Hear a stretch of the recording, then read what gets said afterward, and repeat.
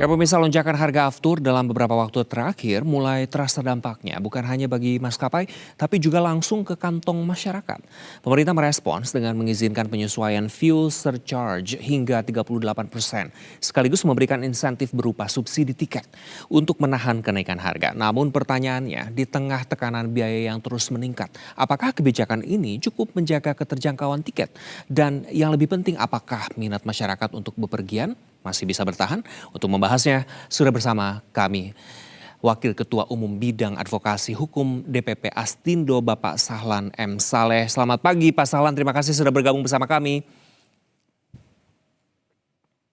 Pagi. Baik Ya, Bapak. terima kasih Mas. Baik, Bapak, terima kasih sekali lagi. Bapak, harga aftur kan melonjak dan pemerintah mengizinkan begitu ya Pak, penyesuaian fuel surcharge hingga 38%. Seberapa besar sih Pak dampaknya ke harga tiket sebetulnya yang dirasakan langsung oleh konsumen di lapangan, Pak Sahlan? Memang situasi kita di tiket pesawat karena harga tiket kita cenderung lebih tinggi pada sebelum kenaikan ini, maka begitu ada kenaikan ini begitu terasa dampaknya sehingga berpengaruh pada kunjungan wisatawan di domestik maupun.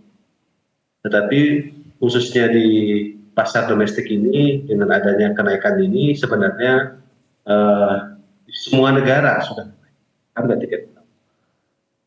Ada keuntungan bagi kita Indonesia ini karena harga BBM kita di domestik masih cenderung stabil, sehingga dibanding pada negara-negara lain harga BBM-nya sudah naik, ada potensi kita cukup harga tiket pesawat saja naik tapi BBM-nya masih stabil, potensi untuk meningkatkan kunjungan wisata. Baik, Pak Sahlan, tentu ketika melihat background Anda, melihat pulau, saya rasanya ingin langsung ngecek tiket pesawat, tapi karena melihat isu ini, rasanya tidak berani untuk ngecek harga pesawat begitu dalam waktu dekat, Pak Sahlan. Di saat yang sama, pemerintah Gitu. juga kan memberikan insentif berupa PPN ditanggung pemerintah untuk tiket pesawat. Sejauh mana sih sebetulnya kebijakan ini benar-benar mampu menahan kenaikan harga tiket, Pak? Atau nanti malah ada beberapa oknum-oknum begitu yang sengaja menaikkan karena untuk menutup biaya operasional? Sebenarnya pengurangan BBM, BPN dari pemerintah itu hanya menunda kenaikan tiket kita. Sebenarnya ada opsi banyak, terlalu banyak opsi yang dimiliki oleh pemerintah. Samping PPN tiket pesawat yang bisa disubsidi, ada biaya-biaya komponen-komponen yang cukup banyak yang menjadi beban daripada maskapai itu sendiri. Katakan saja ada PPN tiket pesawat, ada aftur, ada garbarata, ada ETC, ada landing fee, ada airport tax. Dari komponen-komponen ini, kami dari Astindo berharap adanya pengurangan subsidi dari komponen-komponen yang ada itu, sehingga mengurangi beban dari maskapai itu sendiri. Bukan hanya beban aftur saja yang menjadi titik fokus kita, tapi beban-beban lainnya yang bisa kita subsidi, yang berdampak baik bagi pariwisata kita di Indonesia, khususnya penumpang-penumpang di pesawat udara kita di Indonesia ini akan terus tumbuh. Baik. Itu, ya, Mas. Pak Sahlan, dari sisi industri travel sendiri, apakah kebijakan ini cukup menjaga keseimbangan begitu antara kenaikan biaya dan keterjangkauan harga tiket bagi konsumen? Ya, menjaga keseimbangan saja Pak, Mhm, sementara. mhm. Untuk menjaga keseimbangan sementara, sehingga menekan laju tiket pesawat yang cukup tinggi. Tetapi tidak menghindari kekhawatiran masyarakat untuk berkunjung ke destinasi-destinasi di Indonesia. Karena cenderung isu ini begitu menakutkan bagi masyarakat. Harga tiket yang harganya cukup sulit mereka jangkau di situasi ekonomi global yang tidak baik-baik saja. Baik. Tetapi dengan ada situasi seperti ini, kita perlu memperkuat promosi dan memperjelas bagaimana infrastruktur kita di destinasi-destinasi. Baik. Pak Satu hal Sahlan, yang isu yang kita ingin sampaikan, mhm, Mas. baik. Ya, Bapak, apakah pendekatan subsidi ke tiket ya, dan bukannya ke aftur ini menurut Anda sudah tepat begitu? Atau hanya bersifat jangka pendek menurut Anda? memang bersifat jangka pendek ini. Karena aftur ini kan terus naik. Kita seperti disampaikan oleh Menteri Koordinator Ekonomi tadi bahwa ada biaya 1, sekian triliun untuk 1 bulan. Maka seberapa kuat negara kita mempertahankan laju harga tiket ini dengan situasi global yang begitu tidak menentu. Saya kira ini hanya memanfaatkan situasi sementara saja. Dampaknya bagi kami di situasi travel agent ini adalah cukup besar dampaknya bagi pertumbuhan pariwisata kita. Baik, secara historis sendiri Pak Sahlan ketika harga tiket naik meskipun ada intervensi pemerintah begitu ya, seberapa sensitif sih konsumen Indonesia terhadap kenaikan harga ini? Apakah demand cenderung langsung turun begitu? Contoh misalnya saya sendiri langsung nggak berani nih ngecek begitu ya ketika ngelihat pantai, ngelihat pulau yang meskipun ingin liburan begitu Pak Sahlan menurut Anda? Ya, dampaknya cukup besar. Di tipikal pasar kita, demand kita di Indonesia ini, ada isu sedikit saja, dampaknya begitu besar. Makanya perlu kita menjaga, walaupun ada kenaikan, begitu kita jaga informasi itu tidak beredar luas ke masyarakat karena dampaknya cukup besar terhadap demand kita untuk wisatawan kita. Dan ketika kita bicara demand, ada isu yang begitu besar, ada beban biaya yang begitu tinggi ketika berwisata saat ini, maka itu mempengaruhi demand-nya. Nah, tetapi ada hal yang positif di negara kita bahwa BBM kita secara domestik masih cenderung stabil. Itu dampak baiknya sehingga tidak semua komponen biaya itu yang naik, cukup tiket pesawat saja.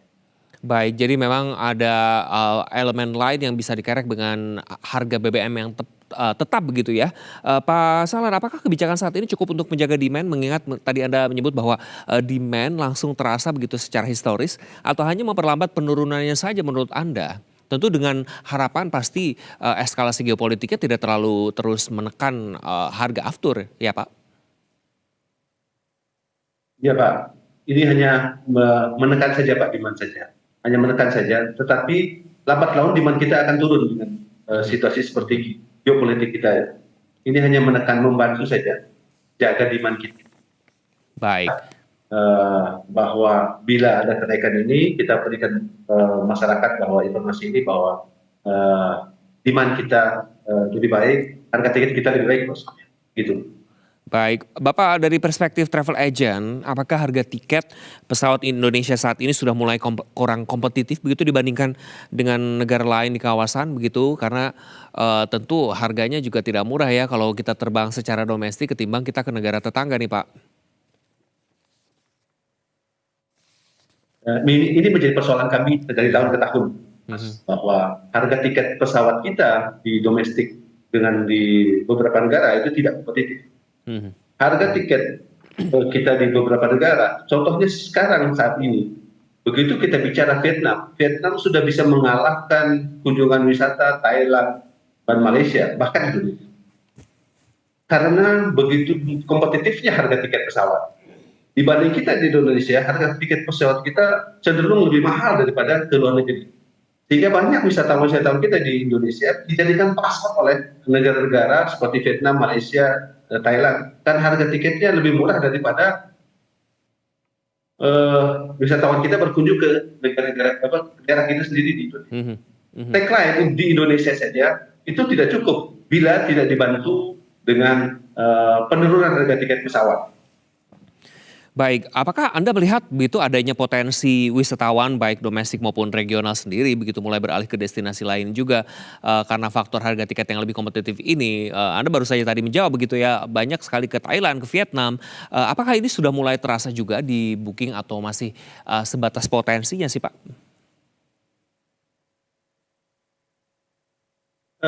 Laju pertumbuhan untuk wisatawan ke luar negeri itu tetap stabil ya. Walaupun ada isu-isu geopolitik ini, hanya mengurangi 5-10% saja bookingnya. Tetapi tetap kami kategorikan bahwa pertumbuhannya ini masih cenderung stabil. Karena reservasi di bulan-bulan liburan, Juli, Agustus, September itu masih tetap stabil. Awal-awal April, Mei ini masih memang menjadi problem kami, ada penurunan 5-10%. Tetapi bookingan wisatawan untuk keluar negeri itu cukup tinggi kita di Indonesia ini, karena dijadikan pasar oleh negara-negara seperti Vietnam, Thailand, Malaysia dan sebagainya. Karena cenderung harga tiket pesawatnya lebih murah daripada di domestik itu sendiri, sehingga tiket pesawat kita tidak kompetitif bila dibandingkan dengan negara-negara lain. Baik, jika Pak dengan skenario tekanan harga energi ini terus berlanjut, apakah model kebijakan seperti ini masih bisa dipertahankan menurut Anda? Lantas perlu intervensi dari pemerintah yang secara lebih strukturalkah? Atau sebetulnya dari Astindo sendiri sudah menyiapkan strategi begitu untuk mitigasi ini semua dan segala macamnya, Pak? Ya, kita dari Astindo ingin goodwill dari pemerintah bahwa komponen yang saya sebutkan tadi begitu banyak komponen dari maskapai itu sendiri yang bisa diintervensi oleh pemerintah dengan mengurangi beban biaya sehingga mempengaruhi harga tiket itu sendiri.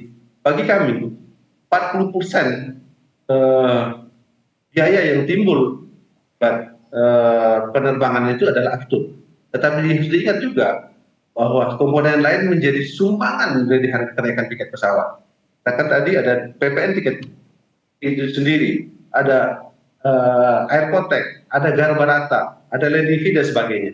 Itu menjadi komponen-komponen biaya yang perlu turun tangan pemerintah yang harus dikurangi bebannya sehingga masyarakat bisa mendapat manfaatnya dari kebijakan pemerintah ini dan juga pariwisata kita bisa terus bangkit. Kita perjuangkan dengan promosi, dengan penguatan pemasaran kita sehingga seluruh destinasi kita tumbuh secara merata.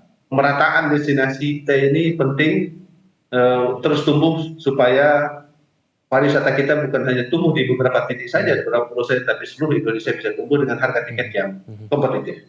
Bapak, apakah audiensi atau diskusi atau dialog itu sudah terus dilakukan begitu dengan pihak pemerintahan terkait seperti Kementerian Pariwisata begitu yang juga pasti concern dengan harga aftur yang naik ini akan menggerus begitu ya potensi wisata Indonesia kita. Bagaimana, Pak? Ya, kami Astindo terus berkomunikasi dengan pemerintah, memberikan masukan, mencoba menawarkan solusi. Karena bagaimanapun juga kami bersentuhan langsung dengan wisatawan. Kami yang tahu bagaimana perasaan wisatawan. Kami yang tahu bagaimana kebutuhan wisatawan itu sendiri. Sehingga masukan-masukan kami ingin kita suarakan kepada pemerintah supaya dunia usaha travel agent ini juga tidak ikut tumbang dengan situasi global saat ini. Situasi pariwisata kita harus tumbuh dengan keyakinan bahwa potensi pariwisata kita jauh lebih baik dari negara-negara lain dan harapannya kepada masyarakat Indonesia untuk terus berwisata di Indonesia saja. Baik, terakhir Pak. Dan itu yang kita ingin suarakan terus. Baik, Bapak terkait terakhir begitu dari perspektif Astindo sendiri, tentu langkah apa yang paling efektif untuk menjaga keseimbangan antara keberlanjutan industrinya sendiri dan keterjangkauan harga tiketnya ini? Apakah ini juga pasti kan tentu ada harus sejalan begitu ya Pak? Ya Pak, memang langkah-langkah tadi saya sampaikan bahwa perlu subsidi yang lebih berani kita semua komponen masuk di dalamnya aftur. Bagi kami 13-30% dengan kenaikan hak aftur yang cukup tinggi ini sesungguhnya masih kecil dibanding dengan biaya operasional yang begitu besar dari kapal itu sendiri. Harapan kami tentu kita ingin perkuat tangan dari pemerintah agar harga tiket pesawat ini dan tidak mengganggu demand kita di pariwisata kita. Baik, semoga tentu situasi eskalasi geopolitik kita juga bisa terkendali dan nanti kita akan lakukan interviewnya di pinggir pantai ya Pak, sambil minum es kelapa muda ya Pak Sahlannya saat semua lebih baik ya Pak. Terima kasih Pak Sahlan selaku Wakil Ketua Umum Bidang Advokasi Hukum Astindo. Terima kasih atas waktu Anda, selamat sukses dan sehat selalu untuk Anda.